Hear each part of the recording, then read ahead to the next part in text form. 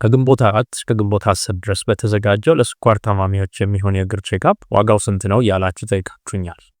ዋጋው 1000 ብር ነው። በዚህ ምርመራ የሚካተቱት የእግር የደም ዝውውር በአልትራሳውንድ ይታያል። የእግራችን የነርቭ ሁኔታ በማይክሮፊላመንት ቼክ ይደረጋል። ሶስተኛውና የመጨረሻው የእግራችን አረጋገጥ እግር ላይ የሚታይ ማንኛውም ስትራክቸራል ችግር ካለ ይለያል።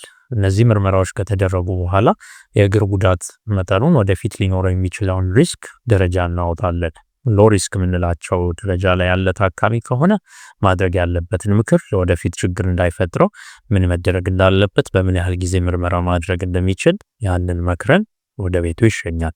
ሞዴሬት ወይም ሃይ ሪስክ የምንላቸው ችግር ያላቸው ታማሚዎች ከሆኑ ግን ተገቢውን ሕክምና እንዲያገኙ እናደርጋለን። ይህ ምርመራ የሚመራው ከእንግሊዝ ሀገር በምትመጣ ፖዲያትሪስት ነው። እየደወሉ ወረፋ ማስያዝ አይርሱ። ለሚያውቁት የስኳር ታማሚም ይህ ቪዲዮ አጋሩ። እናመሰግናለን።